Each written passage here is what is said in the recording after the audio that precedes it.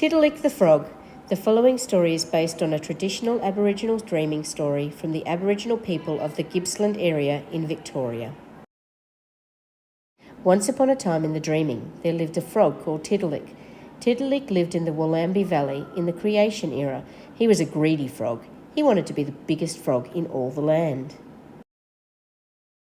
One very hot day, Tiddilick became very thirsty. He wandered down to the billabong, where there was plenty of water. Tiddilick was so thirsty that he began to drink and drink and drink until all the water in the billabong was gone.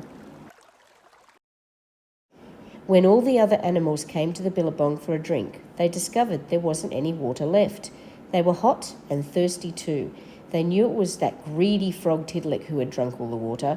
They became very angry at him. The animals knew that they had to get the water back somehow. If they wanted to get all the water out of Tiddilick and back into the billabong, they would have to do something. The wise old owl suggested that if he laughed, all the water would come out. First, the echidna tried to make him laugh. The echidna rolled down the hill into the dried-up billabong. Tiddilick didn't laugh. Next, the kookaburra, who was perched high up in his gum tree, pretended to fall out. Tiddilick still didn't laugh. After that, the wombat started dancing some very funny moves. Still, Tiddilick didn't laugh.